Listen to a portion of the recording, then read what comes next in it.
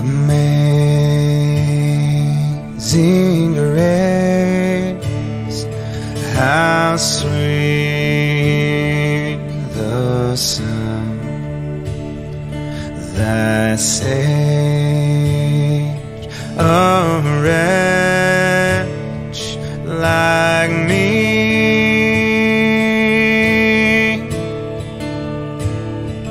I once was lost, but now I'm found.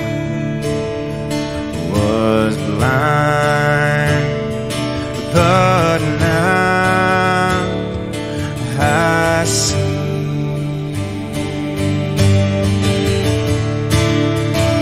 This was grace that taught my heart to fear,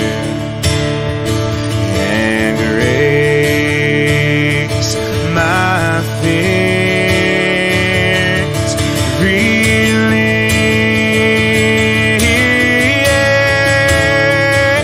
And how precious did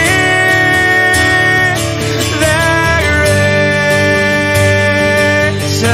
appear the hour I most believe.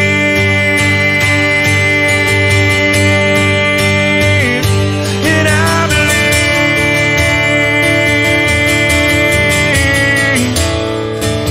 and I believe, oh.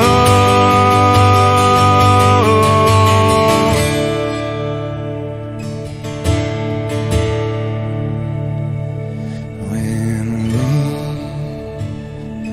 been there 10,000 years, bright shining as the sun,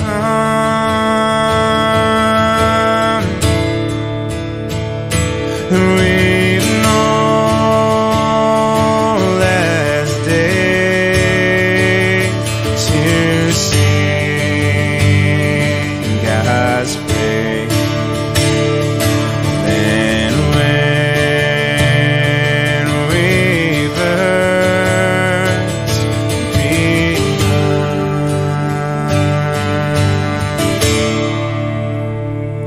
And we've no less days to sing God's praise than when we first begun.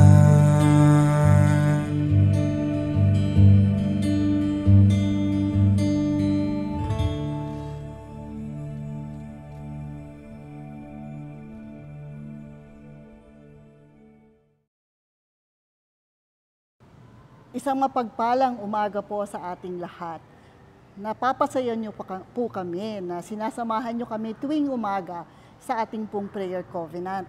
Patuloy kami nagpapasalamat sa inyong mga dasal para po hindi lang sa amin kundi sa ating mga kasamahan dito po sa iglesia.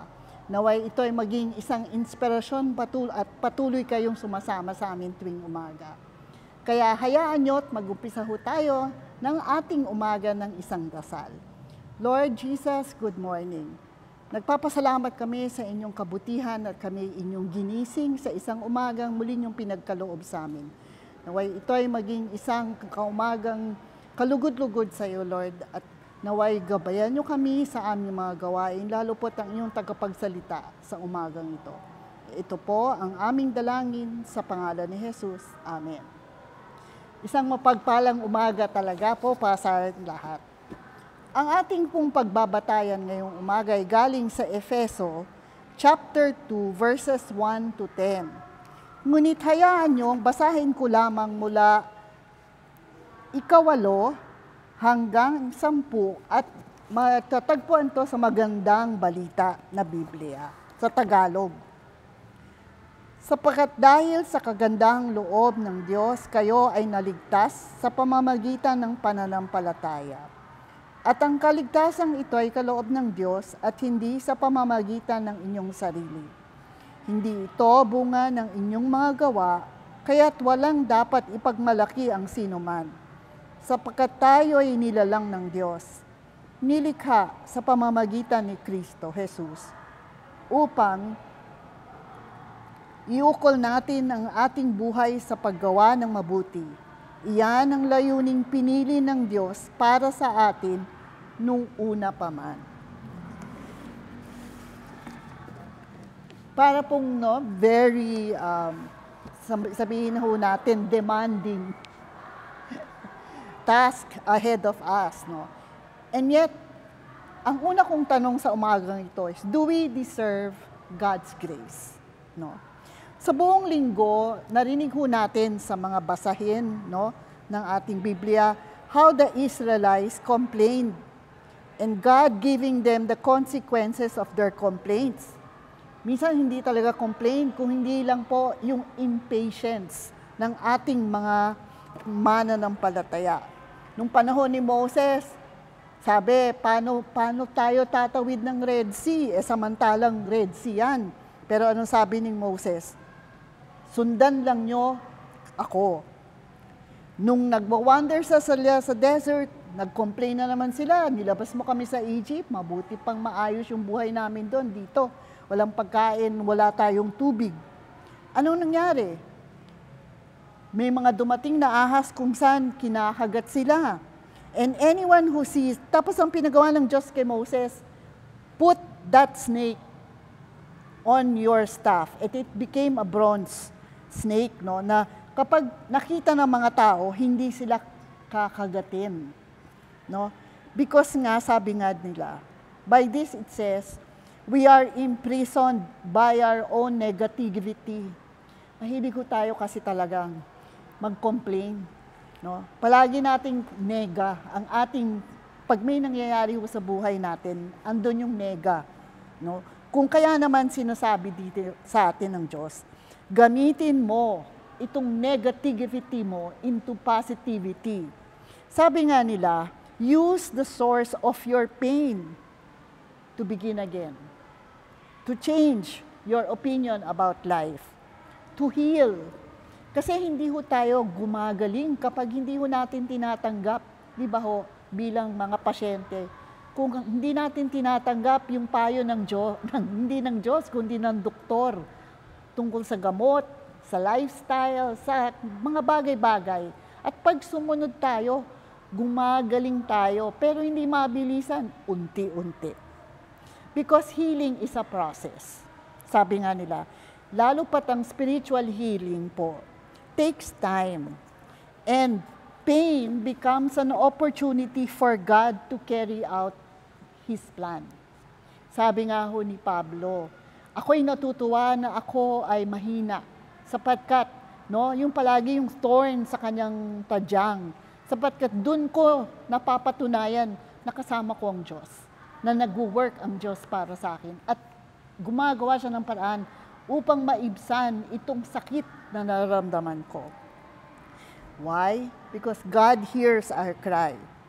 And today, that is why gusto kong mag-emphasize lamang ang verse 10 ng ating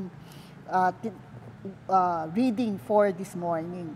In English, it says, we are God's handiwork, created in Jesus Christ to do good works, which God prepared in advance for us to do.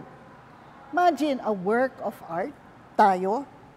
Kasi kailangan natin tanggapin na yes, we are a work of art by God, but we are also flawed humans. Meron din tayong pagkakamali. Meron din tayong mga ginagawang hindi karapat-dapat. Or, sabi nga ng iba, Lord, ba't naman mo ako pinanganak na pangit? Sabi naman ng nanay natin, wala akong anak na pangit. But God said, you are beautiful, fearfully and wonderfully made. Because in God's eyes, you are a work of art. At kung ikaw ay isang work of art, then you should appreciate what happens to your life. You should use what hurts to heal.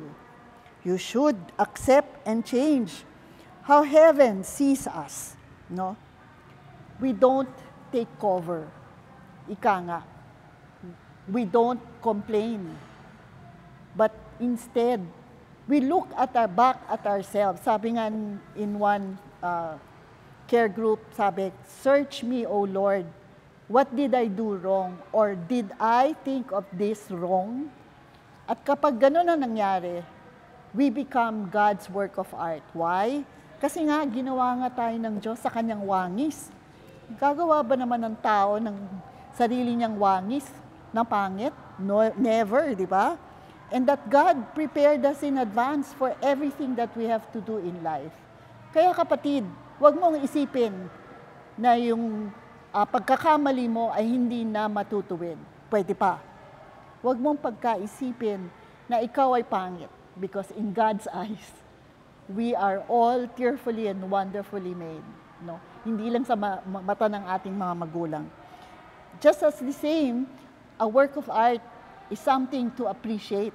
Di ba po, pag tayo nakakatingin ng magandang painting, no, statue, kung kaya iniisip natin, dapat natin isipin na ginawa tayo ng Diyos, meron tayong magandang gagawin na makikita ng tao sa atin, na malalaman ng tao na ginawa ito ng Diyos para sa iyo. Not the physical deformities that we see as humans, but the spiritual and internal, no, beauty that we can show, and how, no, and through whom.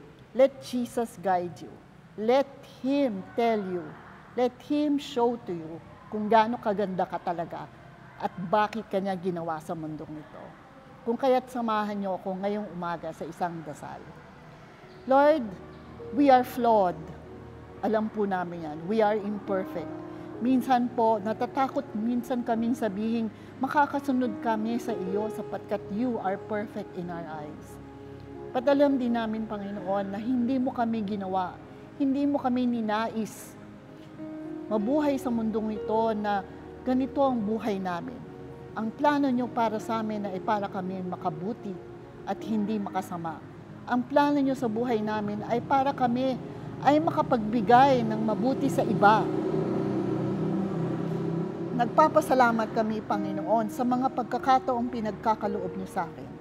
Sa amin, sa bagong umaga, na sa aming paggising, kami may pagkakataong muli upang magbago, na sa aming paggising may pagkakataon ulit kaming ituwid ang aming mga mali, at may pagkakataon kami uli, Panginoon, upang magbigay-pugay sa inyo. Naway ang araw na aming palaging ginigisingan ay para sa inyo at para sa ikalulugod mo. Ito po ang aming dalangin sa pangalan ni Jesus. Amen.